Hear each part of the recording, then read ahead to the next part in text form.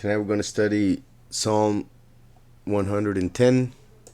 So, like I said, one of our brethren requested Psalm 110 because of the way it can be interpreted regarding the second coming, which is not taught in all the Christian religions nowadays. So hopefully this study will help him and others be able to understand and explain how the second manifestation of the Almighty would happen, since it has not been taught in Christianity.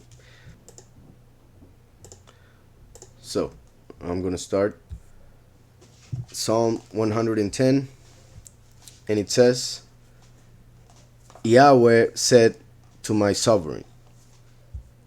In Hebrew it says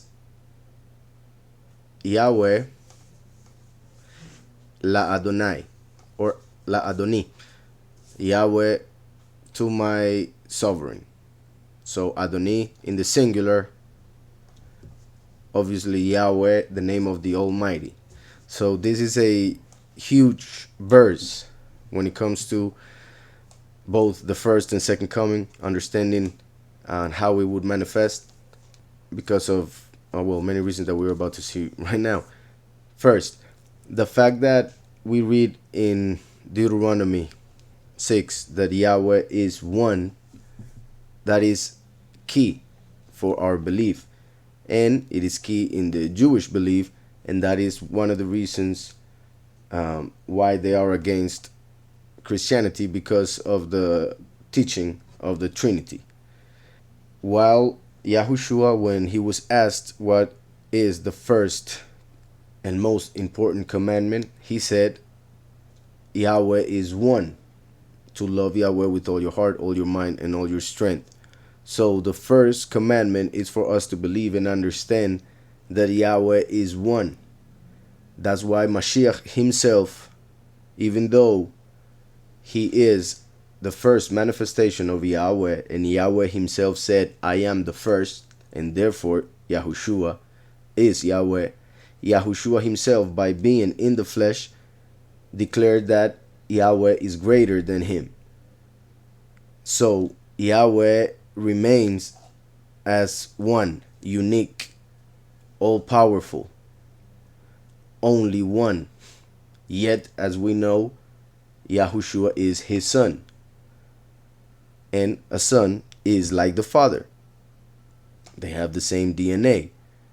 So in this case, in this chapter, something that is also explained by the son of David, being David the one that is doing this Psalm 110, in Proverbs Proverbs 30 verse 4, we find something similar to what we are seeing here in Psalm 110. On Proverbs 30 verse 4, it says, Who ascended into heaven, or descended? Who has gathered the wind in his fists? Who has bound the waters in a garment? Who has established all the ends of the earth? What is his name, and what is his son's name, if you know? So this is a question made by the wisest man to ever live, Shlomo, and he is asking those who believe in the Creator, what is the name of the Creator Almighty and the name of his son. So Shlomo, as the son of David, knew that Yahweh Almighty has a son, and that his son would manifest as the Messiah, as the first, Yahushua HaMashiach. So when Mashiach appeared and he said who he is, the Pharisees got mad, jealous, and killed him, and said basically that he was guilty of heresy, of blasphemy, for claiming to be like the Most High by saying that he is his son, even though we have this written here regarding Mashiach, which they claim to believe. yet it seems that they haven't read it because they got angry at somebody who said to be the Son. While also we have all the Psalms that I'm not going to read right now, where we read, and Mashiach used it when they were claiming that he was being blasphemous. He told them, quote in Psalm, I said, you are Elohim.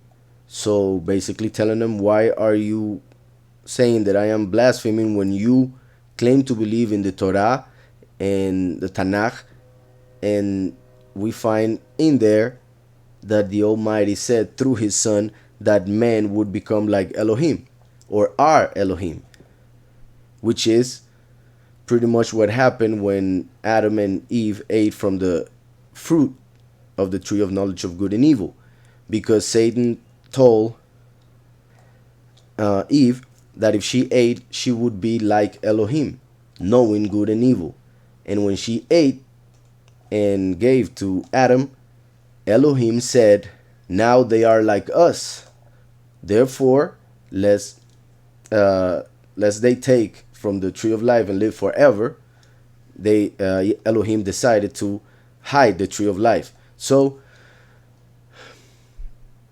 it is written in Genesis that when man ate from the tree of knowledge, he became like Elohim. And I want to make clear, I'm not using the term or the name Yahweh. I'm using the term Elohim, which is what is used in this context that I'm referring to. So, when we read here, who has ascended into heaven or descended, it's kind of like when we read in the book of Job, how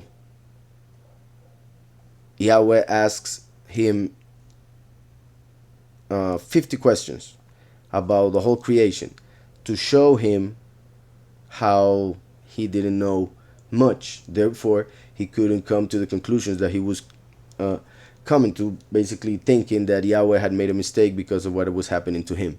So, coming back to Proverbs, the Almighty, through Shlomo, the wisest, the son of David, representing the branch of David, he says, he is asking the question to those who believe, basically those who read the Tanakh, who has ascended into heaven or descended? Who has gathered the wind, basically the Ruach, in his fists? But pretty much saying, how can you grab something? Humans cannot grab the wind. Only the Almighty who created it can grab it. Who has bound the waters in a garment, meaning all the waters of the seas? Who has established all the ends of the earth, meaning that the earth has ends? And then it says the key question, what is his name? And what is his son's name, if you know? So that last question, if you know, is key, because it shows that people wouldn't know. So much so that when he would manifest, they would reject him and kill him. And then reject his name, change it into a curse, as they call him in the Toldot Yeshu. Yeshu coming from the acronym of Yamach Shemo Vetzikro, which means may his name and memory be destroyed or blotted. Actually, if you go to Google Translator, it would translate it in a more explicit way.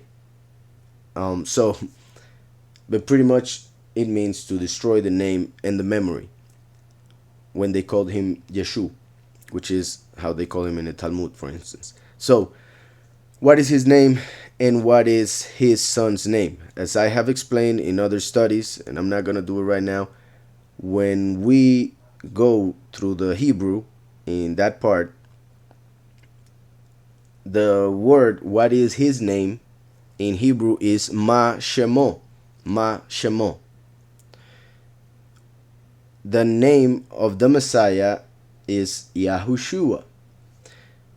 When we count, as I have explained also, the Hebrew letters have a numerical value. In the Hebrew, there is not a difference between the numbers and the letters. They are the same symbols.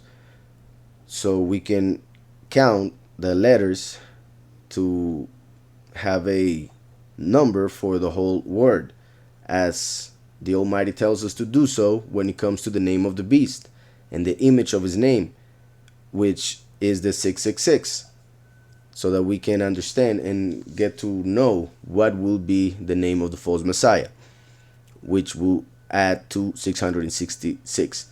So, when it comes to Yahushua, the name, depending on the alphabet that you use, because of something that I have also explained regarding two versions of the alphabet in which the ayin is before the letter peh. The ayin is part of the name Yahushua, so depending on basically which of the two you use, you will come up with a different value.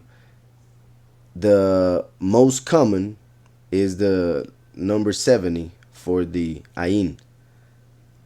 Some say that, well, it is believed that in the oldest order of the alphabet, or at least in some places, the peh was before, and therefore the ayin would have a value of 80 in that time or in those places.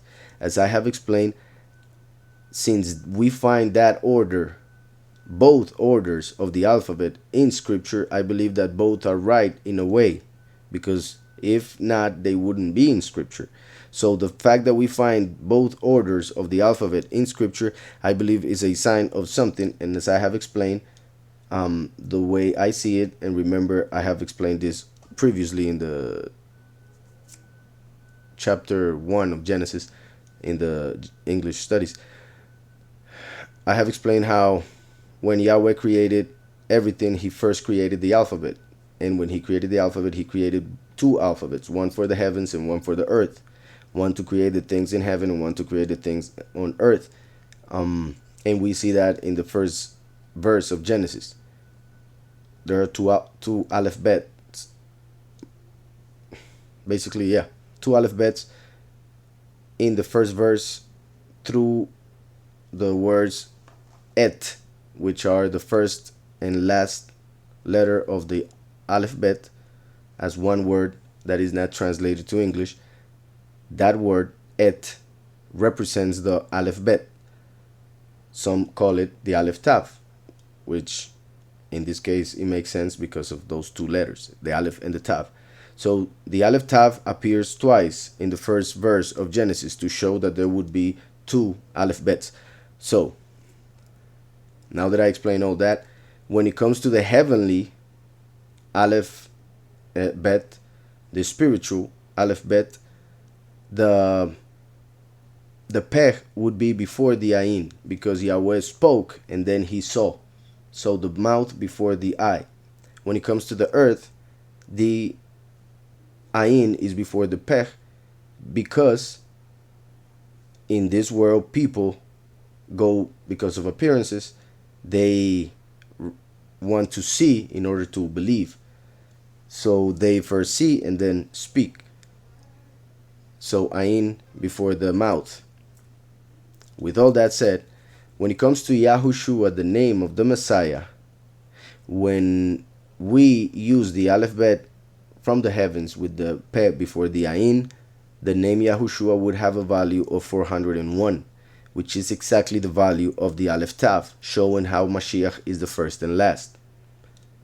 When it comes to the regular or the earthly aleph bet, when the ayin is the value 70, the name of the Messiah Yahushua is 391. 391. And that is amazing also, because that is the value of Mashemo, what is his name. So when the Almighty through Shlomo asks people in this verse what is his name, through the numerical value he's telling us the answer, Yahushua, because it has the same numerical value. So when this verse asks what is his name, it's referring to the Almighty Yahweh, and what is his son's name, Yahushua. And if we were to go deeper, you can actually also find a reference to Yahushua coming in the second time through the number 397 also found there. But anyways, we see here the importance of the name of the Father and the importance of the name of the Son, the importance for us to know both for salvation, as we see in the book of Revelation, when the 144,000 will have the name of the Father and the Son on their foreheads, because they know in their minds and their hearts, they believe and confess, and therefore know what is his name and the name of his Son. So this is a key verse because Jewish people believe in the Tanakh, and this is written there, so they should believe it, and they should understand and know that even though Yahweh is one, he does have a Son, the only begotten Son, who came through a virgin, the only person who came through a virgin, the only one who never committed a sin, the only one who fulfilled the whole Torah. So just like Yahweh is one, Mashiach manifested as one in the sense of everything that I just said. Yet Yahweh, when he made creation, decided to manifest twice on earth as the first and the last. And then those two manifestations will become one, as we see on Ezekiel 37 and on Zechariah 14:9, when it says, in that time, Yahweh will be one, and his name one. So Yahweh will be one and his name one. Makes mention of two things who will become one. Also, Yahweh will be one in the sense that in the hearts of everybody now, they will all be praising the one Almighty instead of everybody worshiping whoever they want. And his name one, which is pretty much the same. Instead of everybody worshiping whatever name they want, they will be worshiping the name that Shlomo is asking for in this verse. So, going back to Psalm 110,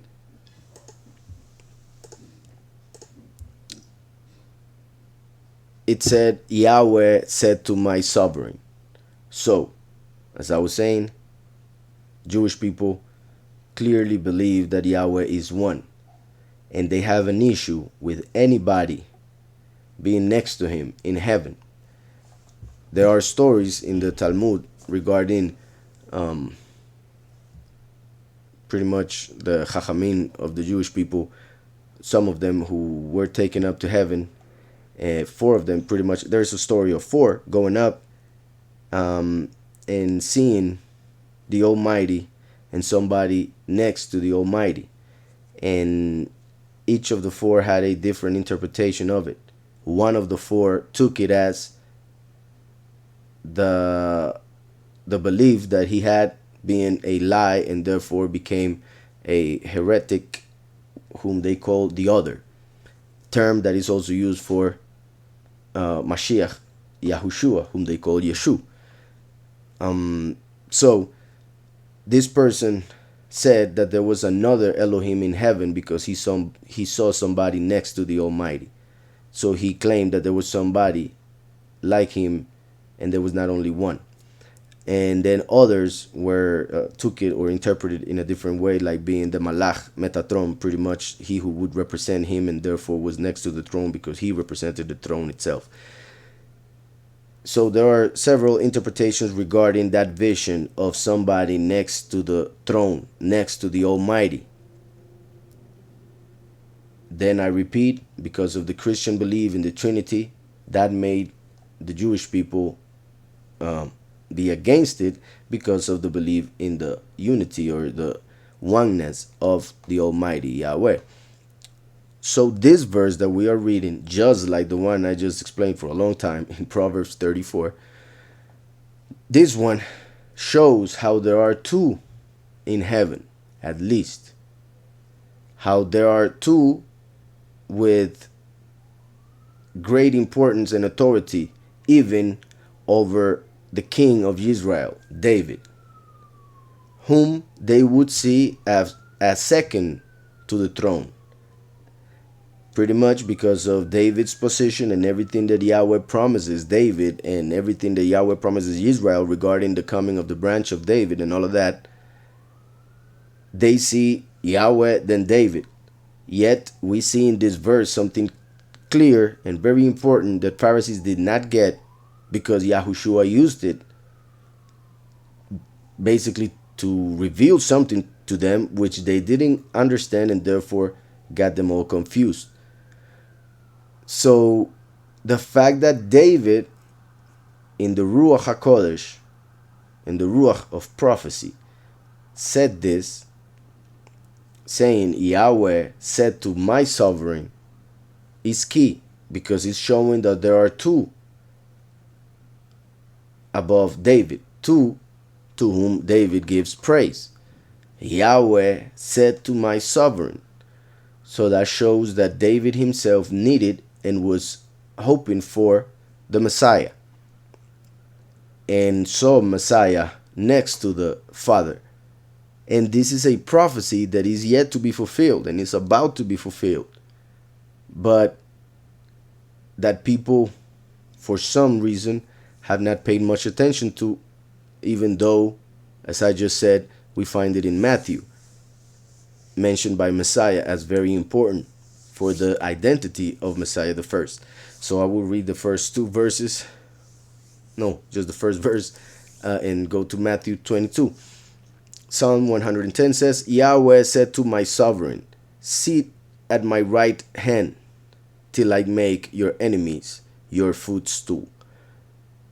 Sit at my right hand. As we know, Mashiach, for those who have read the New Testament, Mashiach is at the right hand of the Father. Ever since he resurrected, he went up and sat at the right hand of the Father, where many, well, a few martyrs have seen him, as we see in the book of Acts, for instance. So Yahweh said to my sovereign, sit at my right hand. That is the place that Yahweh promised to Mashiach. So David, who is a representation of the second coming, David, a representation of the branch of David, is talking about Yahweh and Messiah, his Savior, the branch, the root of David, being David, the branch. So Yahweh said to my root, to my sovereign, to Messiah, sit at my right hand, where Messiah is right now, ever since he resurrected, as we see in the New Covenant, till I make your enemies your footstool. This is key. We see through scriptures, and I don't think I need to go and read the actual verses. We see throughout scriptures that the heavens are the throne of Yahweh, and the earth is his footstool. The earth is his footstool. And even going more specific, in Deuteronomy 33, we read when Moshe is about to give the blessings to the tribes, Moshe mentions the mountain Sinai as the footstool of the Almighty. So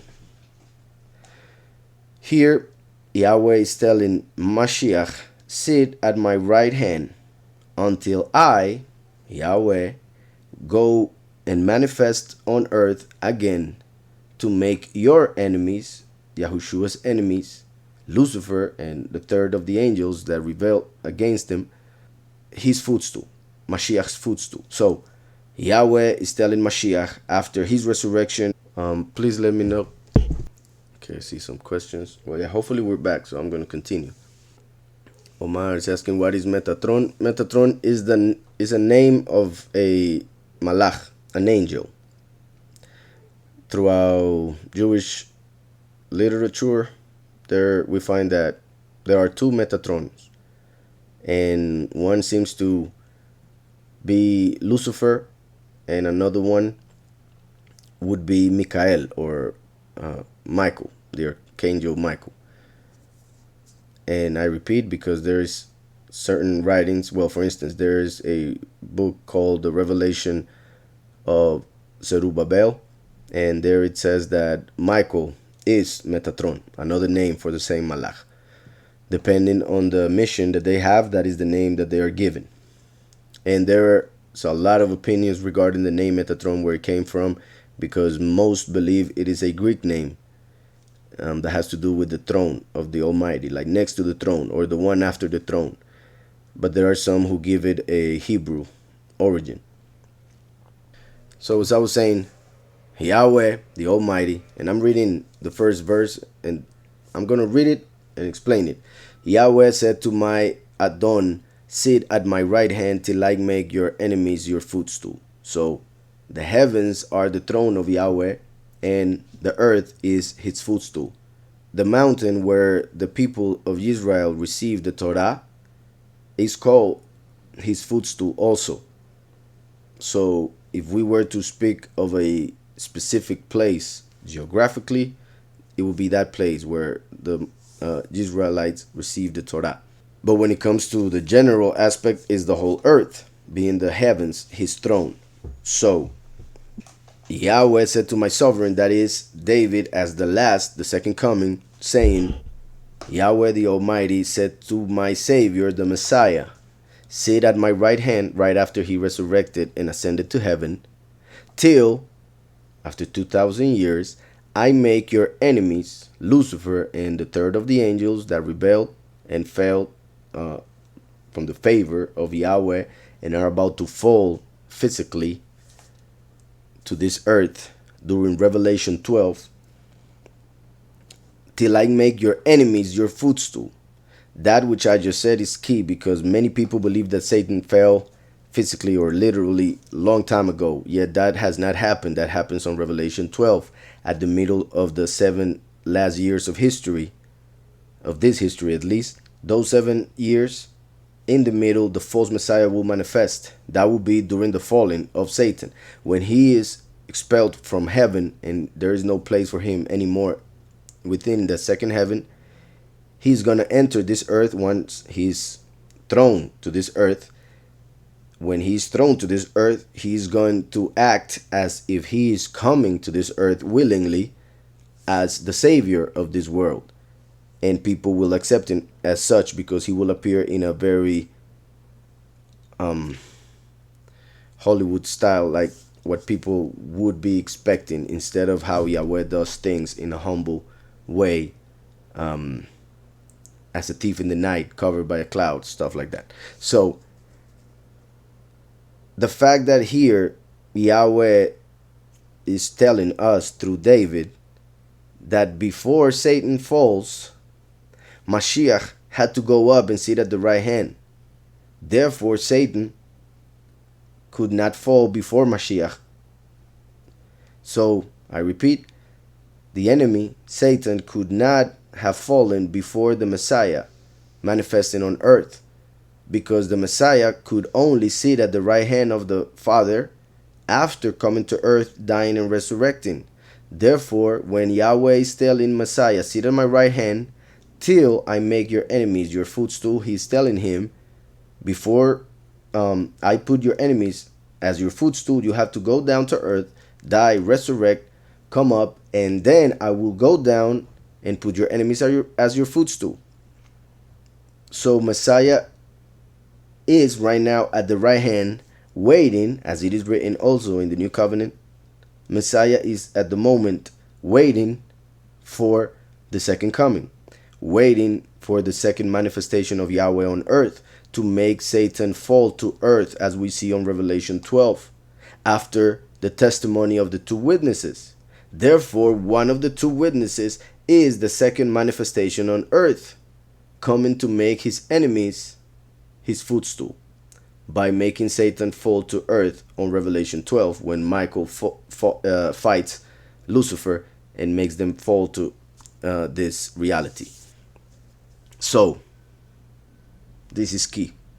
Yahweh said to my Adon, sit at my right hand, that happened 2,000 years ago, till I make your enemies, that is about to happen, your footstool.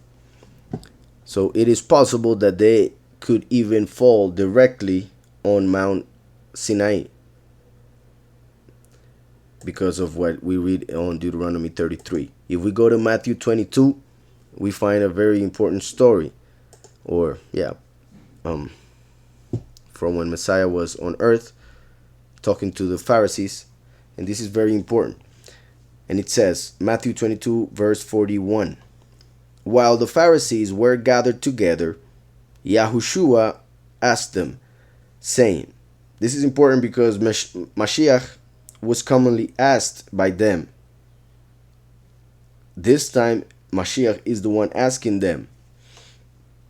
And just like sometimes the Pharisees would ask him anything in order to test him so that they could say negative things regarding him, in this case, Mashiach is asking them something in order to show that they do not know what they claim to know and believe and practice. And this question, this that we are about to read, as I always say, would happen the same way if we were to do it again, talking to a Christian pastor, for instance. If we were to ask this question to a Jew or to a Christian nowadays, they would give us the same exact answer, even though Mashiach told them that they were wrong. So how can this be written for 2,000 years and those who claim to believe still answer the same? It's amazing. So it says 41. While the Pharisees were gathered together, Yahushua asked them, saying, what do you think about the Messiah? Whose son is he? We just read Proverbs that it said, what is his name, Yahweh, and the name of his son? Now Mashiach is asking them, what do you think about the Messiah? Whose son is he? They should have said, Yahweh's son, according to Proverbs 34. Whose son is he? They said to him, the son of David, thinking only through the flesh of the letter, which kills the understanding. So they said to him, the son of David, an answer that everybody would give nowadays still. He said to them, how then does David in the spirit call him Adon, sovereign, saying, Yahweh said to Adoni, sit at my right hand till I make your enemies your footstool. Reading what we just read from Psalm 110. So Mashiach's answer to them who said that the Messiah is the son of David was, how then does David in the spirit call him Adon, saying, Yahweh said to my Adon, sit at my right hand till I make your enemies your footstool. If David then calls him Adon, sovereign, how is he his son? That makes no sense. If Messiah was David's son, then Messiah would give honor to David. The fact that David is giving honor to Messiah is showing that Messiah is the son of Yahweh and David a representation of the son of men who will come through Messiah and therefore honor Messiah as the Savior, his Adon. So pretty much Messiah here, Yahushua is explaining to them that they were expecting the branch of David, and that is the reason why they couldn't see the root of David, just as people cannot see a root because it's inside the earth growing. So they couldn't see Messiah because they were expecting the branch, yet Messiah is the root. So he said to them, how then does David in the spirit call him sovereign, saying, Yahweh said to my sovereign, sit at my right hand till I make your enemies your footstool. If David then calls him Adon, sovereign, how is he his son? And no one was able to answer him a word, nor from that day on did anyone dare question him anymore. This is huge, and I hope it's being clear. If David then calls him sovereign, how is he his son? And no one was able to answer him a word, nor from that day on did anyone dare question him anymore. That means they couldn't understand what he was telling them. and they didn't want to ask. They didn't want to appear as they didn't know. And that is amazing because many people prefer to remain in ignorance instead of asking in order not to look like they don't know. And that is lack of humility. And that shows that it's lack of closeness to Yahweh, because the closer you are to Yahweh, the more humble you are, and therefore the more you realize you need to grow and learn, and therefore you will ask if necessary, because a wise person knows that it's better to know.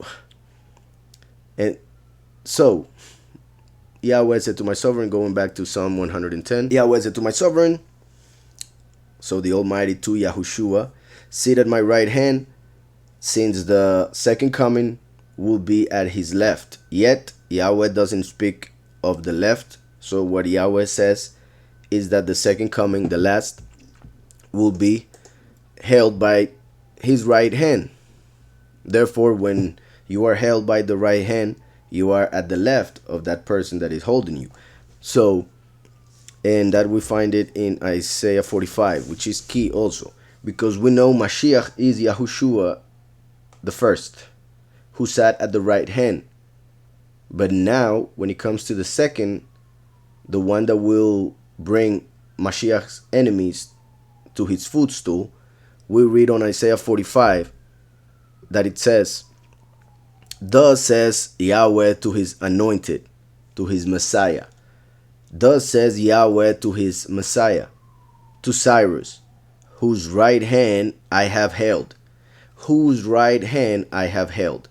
So, since his right hand is being held, that means that he is at the left. He's being called Messiah. Cyrus, when it comes to the Persian emperor, was a Gentile. So many people are amazed by this prophecy, because they say, how can he, the Almighty, call Messiah a Gentile? And that is because Yahweh himself said that he would appear in the end times as a thief in the night, dressed as a Roman, as a Gentile. Not genetically a Gentile, but thought to be a Gentile by society because of the place where he would appear from and the belief and everything that he's going to speak of. So, Yahweh said he's coming as a thief in the night, covered by a cloud, and as Jacob, when he took Esau's blessing. Remember that when Yitzhak was ready to bless his son Esau, Jacob entered, dressed as him, claimed to be him, and took the blessing. That is to show that the last will appear as a Gentile, Esau, and take the blessing of Messiah, meaning becoming the conqueror, the one who overcomes, as we see on Revelation 2 and 3.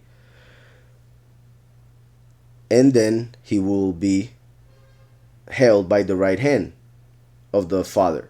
So Yahushua will be at the right hand of the Father, and the last will be held by the right hand. So I hope that's clear. It is very important. First and last, right and left. Yet Yahweh doesn't speak in terms of left, so that's why he didn't say it in that way. So going back to Psalm 110.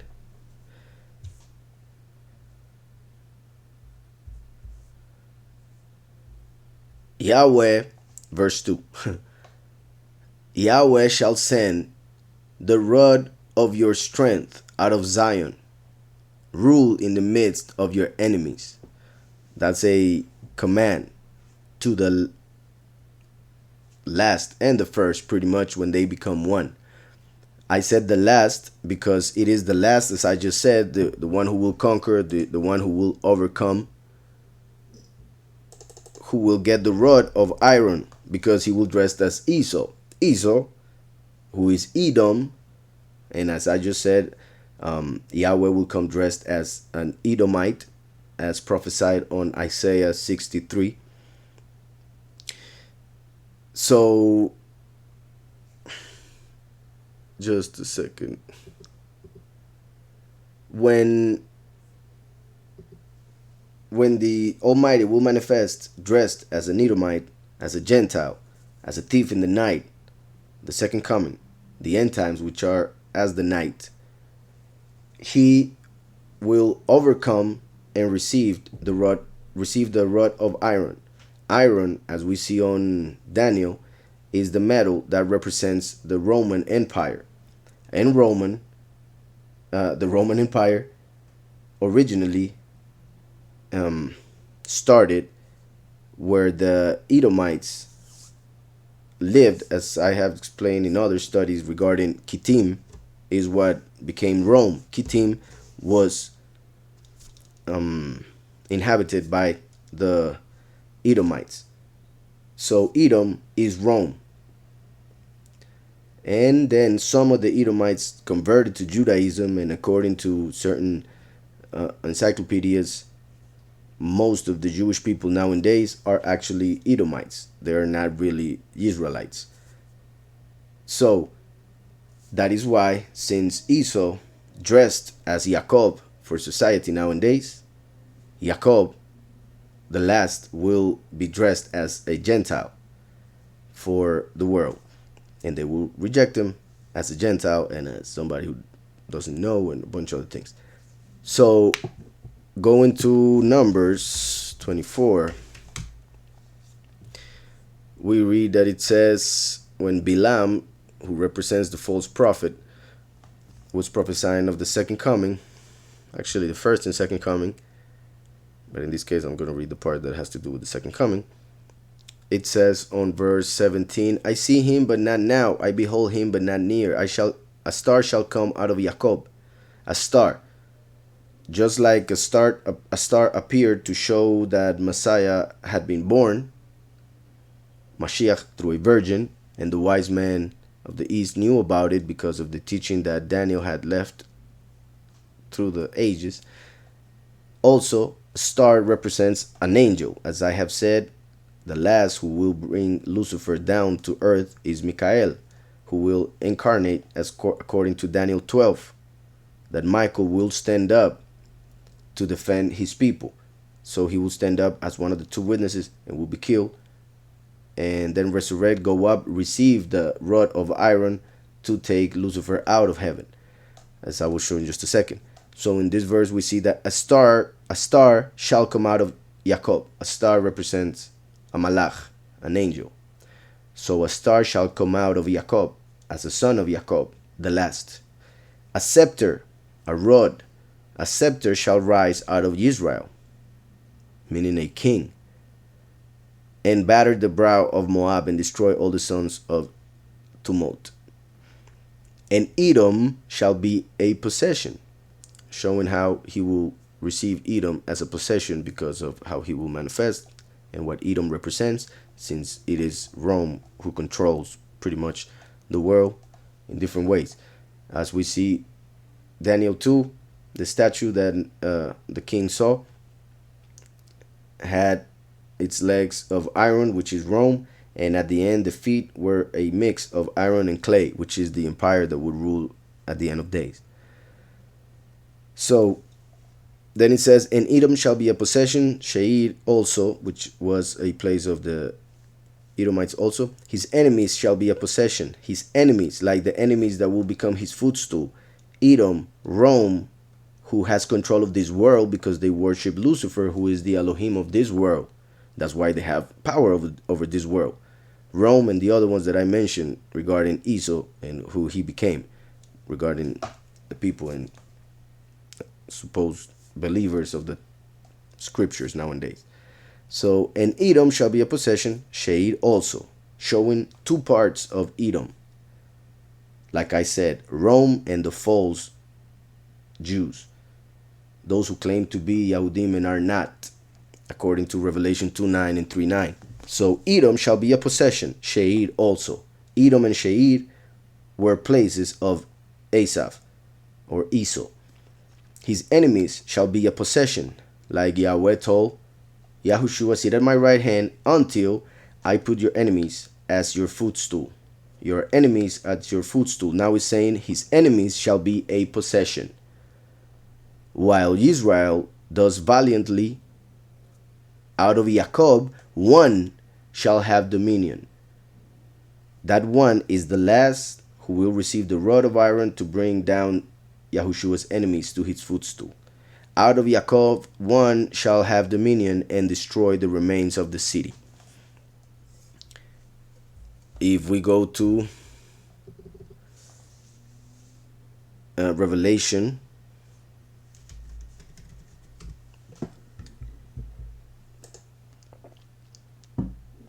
in Revelation 2, verse 26, it says, and he who overcomes, talking about the one who will have dominion, who will go out conquering and to conquer, whom unfortunately Christianity claims it is the Antichrist. And as I explained, I think in the last study, one of the reasons why they claim that the first seal, the one that comes on a horse, white horse, conquering and to conquer, they claim that is the Antichrist. One of the reasons is because the Lamb, the Messiah, is at the right hand of the Father opening the first seal. So how can it be the second coming of Messiah? So that thinking, that way of thinking, plus not reading scriptures and not understanding the second coming, makes them think it cannot be Messiah because he's opening the seal and therefore it has to be the other one, the Antichrist.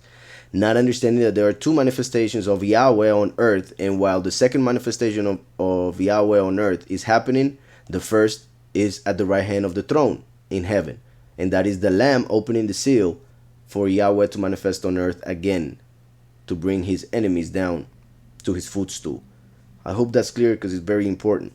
That person is he who will overcome. That's why Mashiach, when talking here and promising he who overcomes several things, he speaks in a singular way because he's talking about one person. Now, obviously, from each of the congregations, there are some who will listen and follow the true doctrine that he who overcomes will teach. And therefore, those people individually will overcome in their own lives, in their own congregations, come out of those congregations and become part of the true congregation, which is that represented by Philadelphia. So, he who overcomes is in singular because it represents the last and the 144,000, who will be the body of Mashiach. Mashiach being the soul of that body. If we see the head as the last and the body as the congregation, the 144,000, the blood is the many, and the soul will be Mashiach. Another way of seeing it, the soul being the last, the spirit Mashiach, and the body, the congregation. Another way of seeing it, the body are the few, the blood are the many, the brain is Messiah the first, and the heart is the last, the second manifestation, who has a heart like the heart of Yahweh, as David had. So, on Revelation 2:26 says, and he who overcomes and keeps my works until the end, to him I will give power over the nations. It is interesting that Mashiach said, when this good news of the kingdom are taught basically throughout the whole world, the civilized world, then the end will come. Christianity has been taught all over the world, the civilized world, and the end hasn't come. That means that gospel is not true. The true good news are the ones that will be taught by the two witnesses. And one of those two witnesses is the witness like Moshe, who is the manifestation of the Malach of Mashiach coming to earth, Mikael, who will overcome. So, and he who overcomes and keeps my works until the end, meaning he will teach for 3.5 years the true doctrine to the whole world. And once he is done teaching, the end will come. And keep my works until the end, meaning the great tribulation, the last 3.5 years, the last plagues. And he who overcomes and keeps my works until the end, to him I will give power over the nations.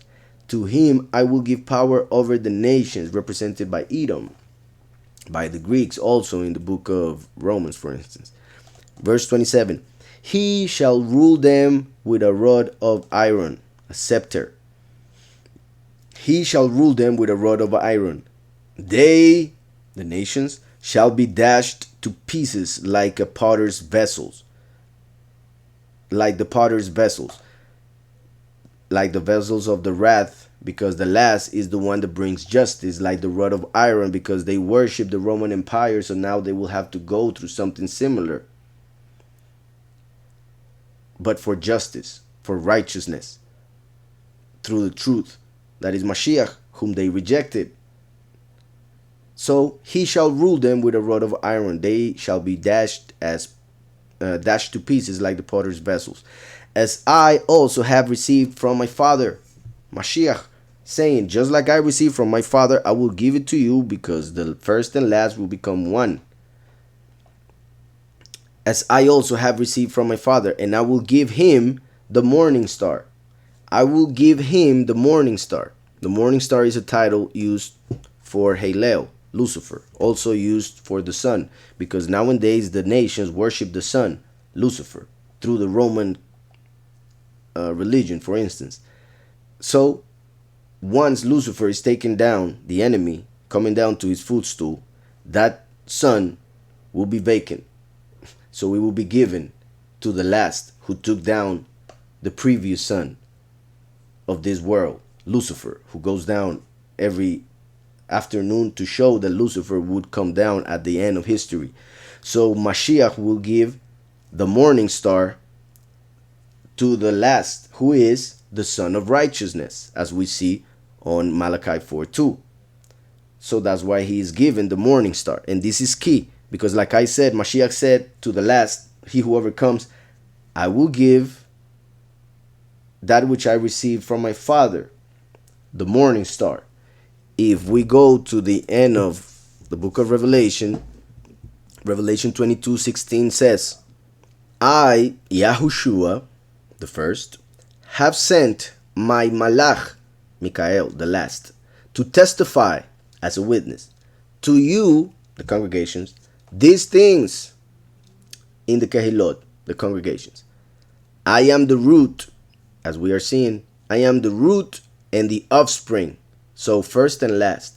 Finally, Yahushua says this once everything has been fulfilled. He says this on Revelation 22, the last chapter of the scriptures. I am the root and the offspring of David, the bright and morning star. So we just read that Mashiach said to the last, he who overcomes, I will give you the morning star.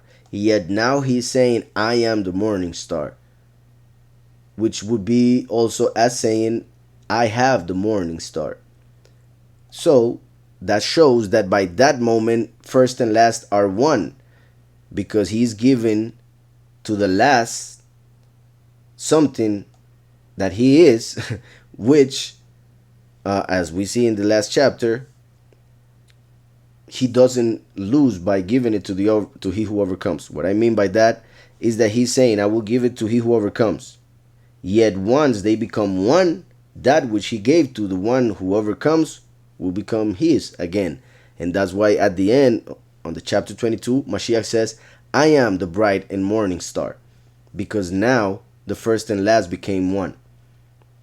So that's why Mashiach says, I am the root and the offspring. Even though when he came the first time, he only claimed to be the root because he had not manifested as the offspring of David. So this is key, because some people would take Revelation 22 and use it to go against what Mashiach said on Matthew 22. Yet, they would not understand that what Revelation 22 is revealing is for the end times, while Matthew was talking about what happened 2,000 years ago when the second coming had not happened. So that's why Mashiach only claimed to be the root at that time. And that's why at the end, he claims to be both, the root and the branch. So, another important verse in Revelation 12, it says when it comes to the congregation of Israel, the 144,000 from each tribe that are the chosen few, who for the world are not, in their majority, are not Yahudim. I want to make that clear because in Christianity they teach that the 144,000 are all Jewish. Yet they do not understand that most of those people who claim to be Jewish are not Yahudim, are not Israelites. So they are focusing their belief on what they see and on what they have been told instead of researching and checking for themselves. So the congregation, the true congregation, the chosen few, during the second Exodus, will give birth to the last. And that, in the spiritual sense, means that the last will die and resurrect, because the resurrection and the transformation for the chosen few is the actual birth. When we accept Messiah, we're just getting the seed to start gestation, and then we are born when the person is resurrected or transformed. So the congregation, Revelation 12:5 says, she bore a male child, that is the last. Just like a physical virgin gave birth to the first, Hamashiach, Yahushua, and a spiritual virgin, the congregation, the 144,000, will give birth to the last, second coming. So she bore a male child who was to rule all nations with a rod of iron. Was to rule all nations with a rod of iron. We just saw Mashiach offering this to the last, he who overcomes, who comes conquering and to conquer. So the male child that comes from the congregation is not the first, as many preach regarding Revelation 12, because the first just offered this to somebody else. So when this is being said on Revelation 12, we should understand that this male child that comes from the congregation is actually he who overcomes, the one to whom Mashiach promised to give the rod of iron. So she bore a male child who was to rule all nations with a rod of iron. And her child was caught up to Yahweh and his throne. To his throne, because he will become king. Mashiach came to become the Kohen Gadol, the high priest. So now, first and last, priest and king. Priesthood and kingdom. So go into Psalm 110. And it said on verse 2, Yahweh shall send the rod of your strength out of Zion. So Mashiach, when it comes to the physical, the literal, fulfilled the Torah by being born in Israel, coming out of Zion, the one who gives us strength, because we can do all things through Mashiach who strengthens us. So it is written, through what Mashiach did, we get the strength to be able to do all things. That is why the last comes, accepts Mashiach, and becomes he who will overcome. So Yahweh shall send the rod of your strength. We just read that the last will receive a rod. That means authority of your strength. The authority to do all things. That authority is Mashiach. Our belief in Mashiach, confession of his name, brings the Spirit to us so that we may have power, authority over the enemy. So in the spiritual sense, Mashiach was born in Israel. In the physical sense, Mashiach was born in Israel to fulfill this. In the spiritual sense, the last will receive from Mashiach, who came from Zion, the strength to fulfill the mission. So Yahweh shall send the rod of your strength out of Zion. Rule in the midst of your enemies. Mashiach came to forgive, to bring mercy. The last comes to rule in the midst of his enemies. Then it says, verse 3, your people shall be volunteers. in the day of your power. When a king becomes basically the owner of the people, over whom he rules, one of the main ways in which they become that is through war, by killing the previous king, by killing a bunch of people and making everybody subject to their rule. So it is mainly through fear and death, war, and hunger that people end up subject to a earthly king.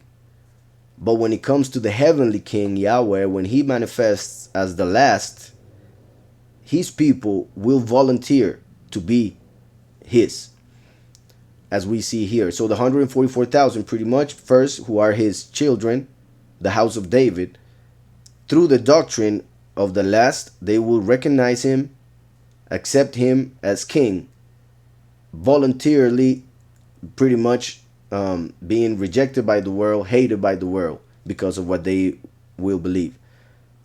And then those who will resurrect will have no choice but to recognize the greatness that Yahweh will have given Mashiach, first and last, as king, and therefore they will willingly and happily follow the king that Yahweh will set up on earth.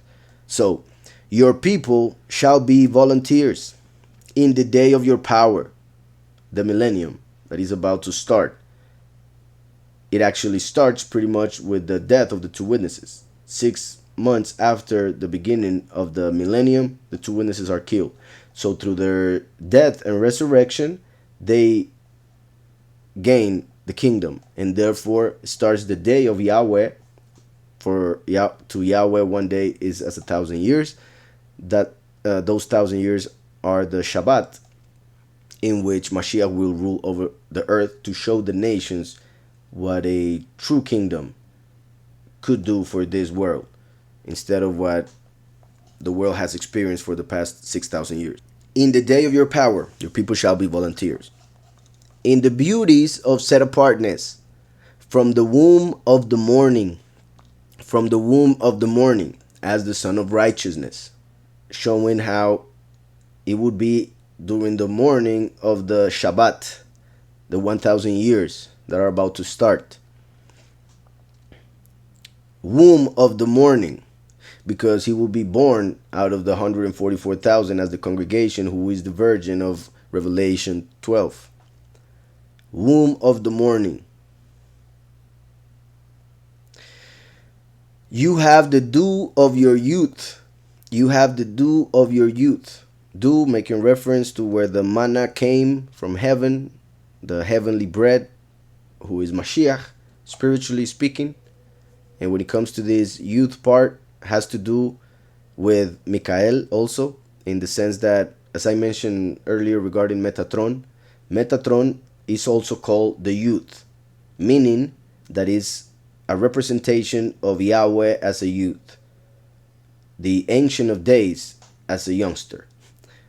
So you have the dew of your youth speaks of the pretty much personality of Mashiach, mainly the last, who is the incarnation of Mikael, who is called the youth.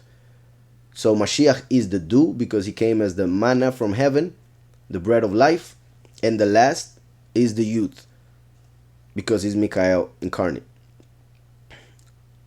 You have the dew of your youth. Yahweh has sworn, I will not relent.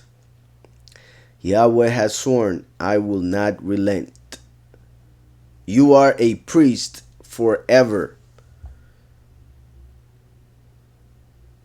You are a priest forever, according to the order of Melchizedek. And in also a previous study, we already read regarding Melchizedek and what he represents and why it's being used here, but I will mention just a little bit regarding it. For instance in Hebrews 5. And here's a question. says, does the rod of Aaron or Moses has any representative connection to the rod of iron? Not necessarily in the sense of the material, because when it comes to the rod of iron, we know that it was wood, and it is said that Moshe's rod was made of sapphire. Yeah. So, and I repeat, it's said through the tradition at least. When it comes to the rod of iron, it's clearly of metal. So there are three different materials mentioned there, and each material has a representation and reason why it's being mentioned in each of those representations.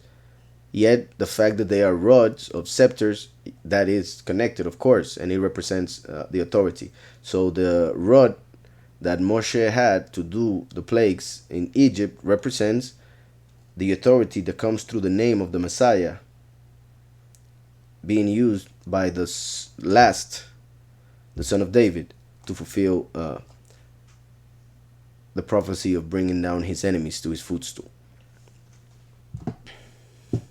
So, in Hebrews 5, we read on verse 5 that it says, so also Mashiach did not exalt himself to become high priest, but it was he who said to him, and this is amazing, Mashiach did not exalt himself. He just did what he had to do. He said what he had to say. People didn't like it. That was their problem. Mashiach died and resurrected and received what was prophesied regarding him. The same will be with the second coming. When it comes to false prophets and false witnesses, which are pretty much the same, but I mean false witnesses in the sense that there are people nowadays through YouTube and many other ways that are saying that they are the two witnesses. And they claim it and keep on claiming it, and that won't make it true. It is Yahweh who decides. It is Yahweh who will make it happen. Mashiach was not going around claiming to be Mashiach. He did not exalt himself to be the high priest, even though he is. But it was Yahweh who exalted him to that place, who prophesied it, and who made it happen once he was resurrected. So Mashiach did not have to exalt himself. That is what Satan does.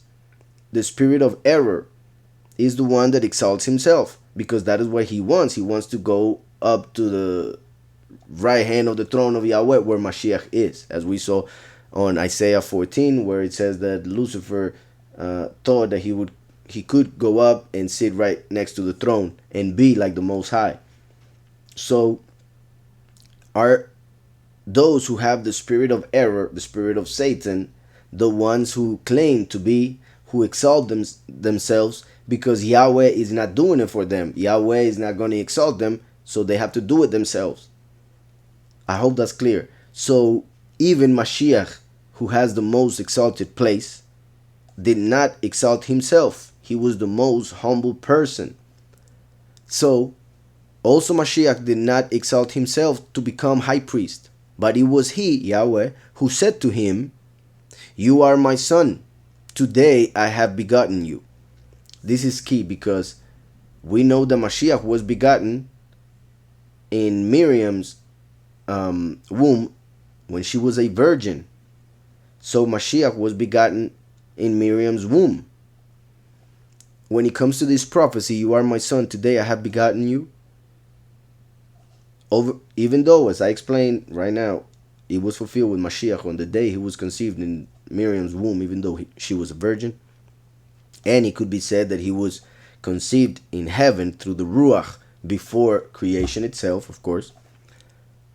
But when it comes to the literal and in the context of this prophecy, "You are my son, today I have begotten you," it speaks of a person who is old enough to read scripture and realizes that Yahweh, through Mashiach the first, has made him a new person, has begotten him while being already alive, an adult.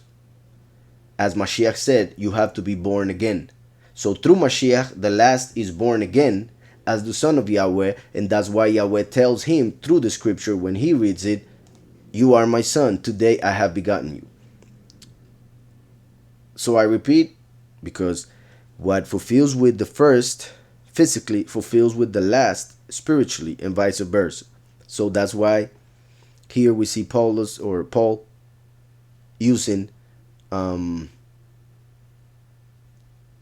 this prophecy to speak of Messiah, but it can be also used to speak of the second coming.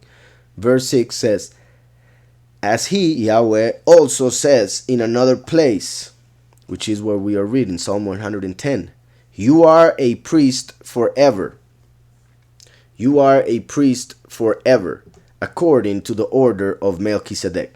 That's why Mashiach did not need to come through the Levites, through the tribe of Levi, because he came according to the order of Melchizedek, which is the priesthood of the heavens, not the priesthood of the earth, which is that of the tribe of Levi. So Mashiach came according to the heavenly priesthood. That's why he came through Yahudah to become the high priest according to the order of Melchizedek, but also to leave for the last the throne, the scepter, the kingdom, and kingship that comes through Yahudah as a tribe.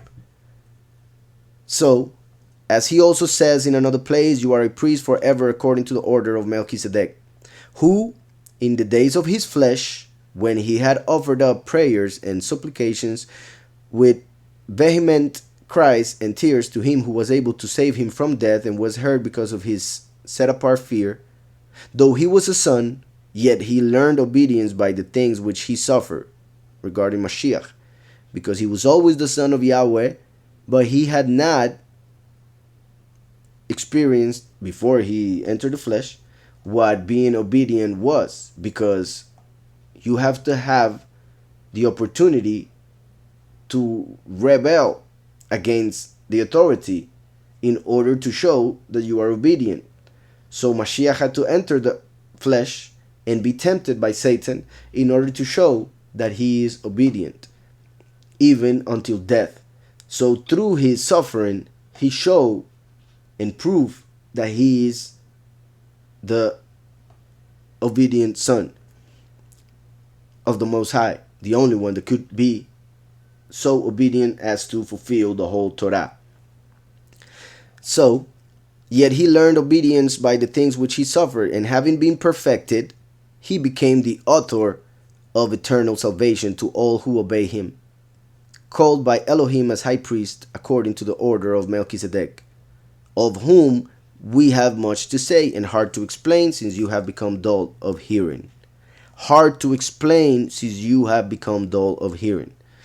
And I hope through the Ruach HaKodesh, this is not the case with those that are listening right now, but this teaching that we are having right now will be hard for some, and therefore difficult to explain, because people nowadays, because of the apostasy, have become dull of hearing, unfortunately. That's why Mashiach would often say, "He who has ears, let him hear." He who has ears, spiritual ears, let him understand.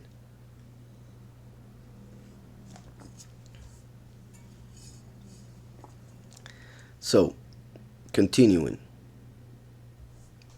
Verse 4 of Psalm 110. Yahweh has sworn and will not relent, will not turn back from what he said.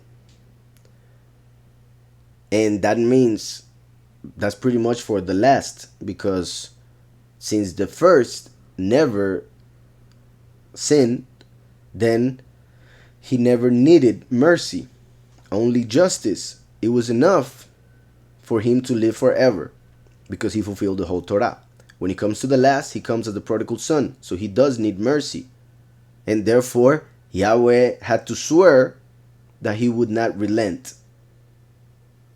regarding what he would give the last as gave the first, because Mashiach himself said, "I will give you what my Father gave me first." So Yahweh has sworn and will not relent. You are a priest forever according to the order of Melchizedek. Then it says, verse 5, Adonai al yaminecha. Adonai is at your right hand. This is interesting. This is amazing. Because we just read on the first verse that it said Yahweh told Mashiach the first, the sovereign, sit at my right hand until I put your enemies as your footstool. We already went to that a lot. And I already explained how in Isaiah 45, Yahweh calls Cyrus as a representation Mashiach, whom he will hold by his left hand. Right hand. Meaning he will be on his left. Hope that's clear. So, now after reading in first verse that Mashiach the first is at the right hand, and then David keeps on prophesying regarding the last who will receive a rod of iron to rule the nations, it says here, Adonai, which is key because in the first verse we read that it said Yahweh said to Adoni. Yahweh said to Adoni. Adoni is my Adon. The E at the end, Adoni, is property. So my Adon, my sovereign, Adoni. So in Hebrew, it says Neum Yahweh la Adoni. Declared Yahweh to my Adon. But when it comes to verse 5, it says Adonai al Yaminecha, which means Adonai is at your right hand. And that is interesting for two reasons. First, if Adonai the Almighty is at your right hand, then that means that you are at his left, like we already explained with Isaiah 45. And the fact that it says Adonai and not Adoni is key, because Adonai is plural, meaning sovereigns. 2. So David first called Yahweh and then one sovereign, Mashiach. Now David is talking about the last, who is at the left hand of the Father. And therefore, the last has Adonai, Yahweh and Adoni, two Adons, two sovereigns, at the right hand. Hope that is being understood, because it clearly shows that it's talking about a different person. Because now it talks about two sovereigns, and they are both at the right hand of the person that he's referring to. After saying that one Adon is at the right hand of the Father. So the Father and that one Adon are both at the right hand of the last, who comes to bring down the enemies of Yahushua to this earth as his footstool. And please, if this is not understood, write a question, because it is very important. So your people shall be volunteers in that day, in the day of your power, in the beauties of set apartness. From the womb of the morning, you have the dew of your youth. Yahweh has sworn and will not relent. You are a priest forever according to the order of Melchizedek. Melchizedek represents priesthood in the kingdom. That's why Mashiach said on Revelation 1:6 that he made us kings and priests, because we are kings and priests according to the order of Melchizedek.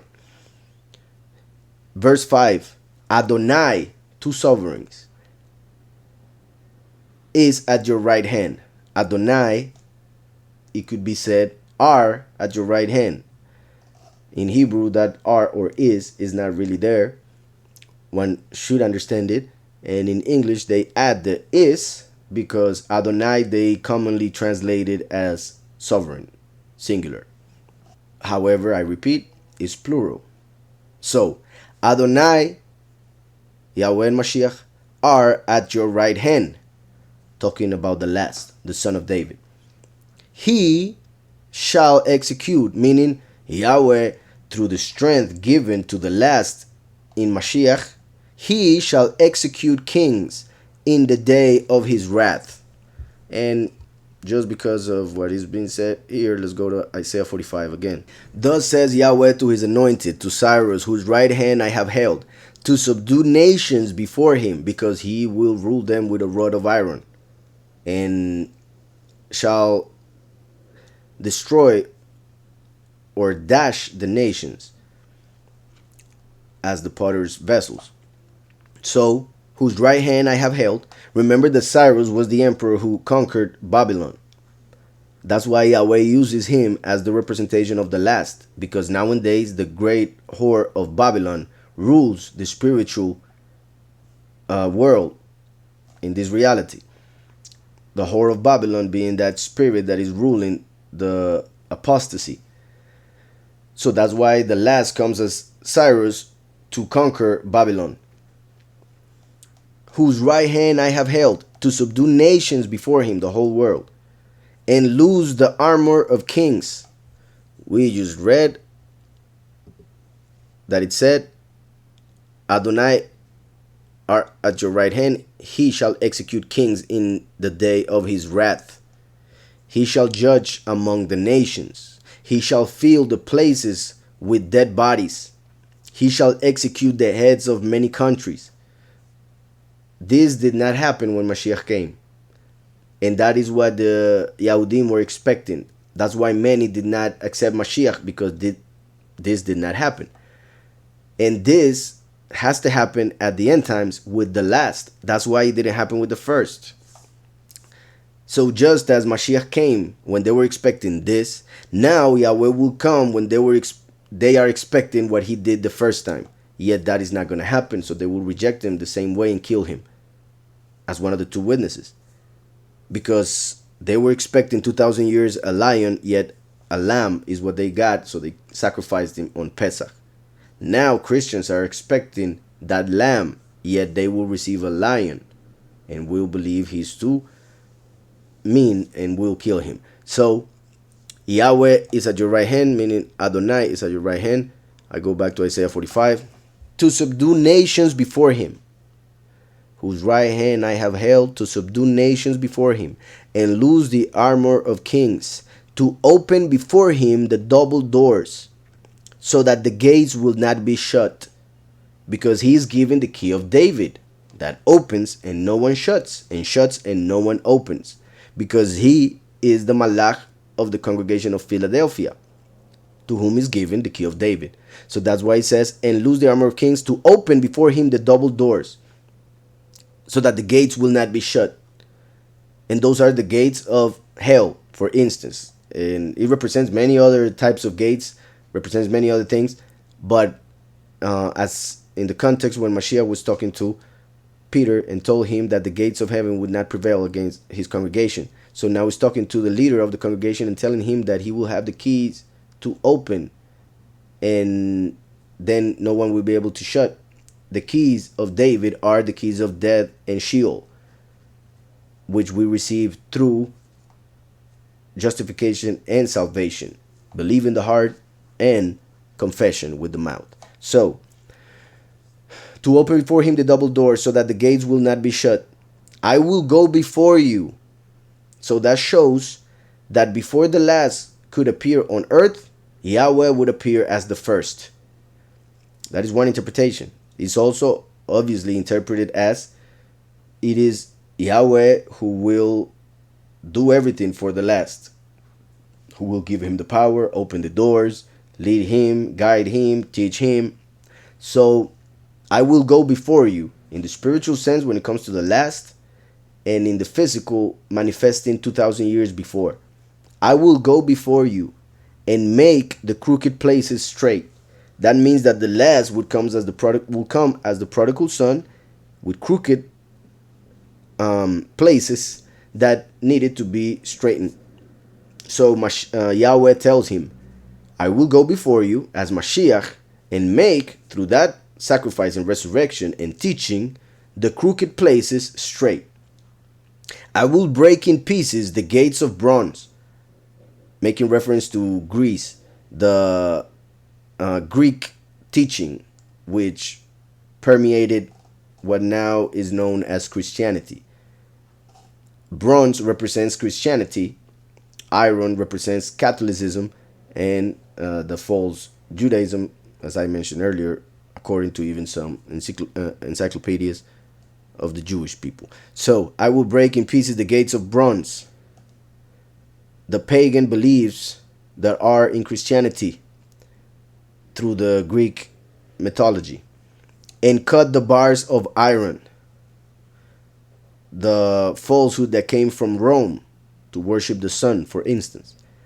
I will give you the treasures of darkness and hidden riches of secret places. And it continues, and it's very important. But what I wanted to show is the fact that it will lose the armor of kings and everything that's said afterwards. Connected with this, that is said on verse 6 of Psalm 110. He shall judge among the nations.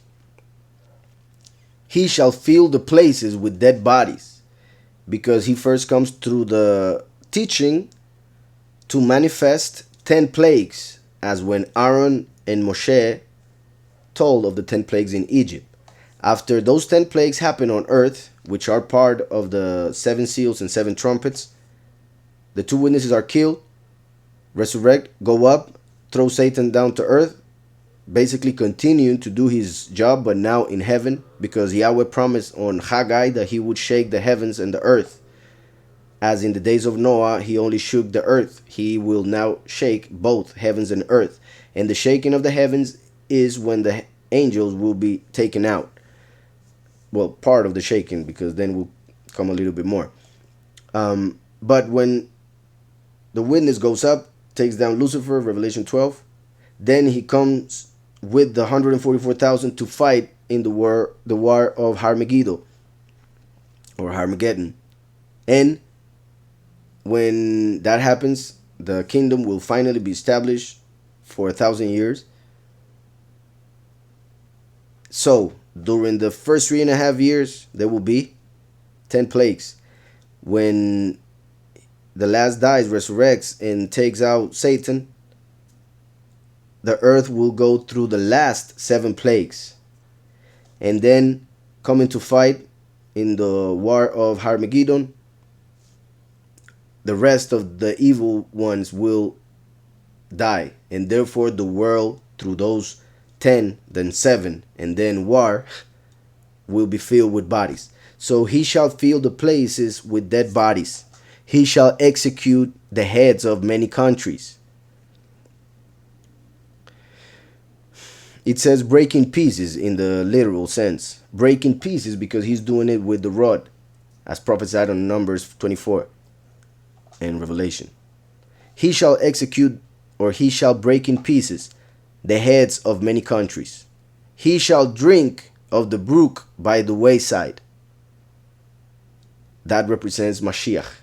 He is the way, and he is the well of water of life, from whom the last drinks in order to have eternal life and being able to fulfill this. So he shall drink of the brood by the wayside. Therefore he shall lift up the head. So he was killed, but because of the fact that he drank of the water of life, believing in Mashiach before dying, he was able to resurrect, meaning he was able to lift up the head. Also the fact that the last, through his teaching, lifts up the head, Mashiach, gives honor to the first, just as Mashiach the first came and gave honor to Yahweh the Father. So he shall drink of the brook by the wayside, therefore he shall lift up the head. So meaning his resurrection, because he believed in Mashiach, the water of life, and meaning that he will give honor to Mashiach, the head of the congregation. And that's where the Psalm 110 ends. All right, brethren, so may the Almighty bless you guys.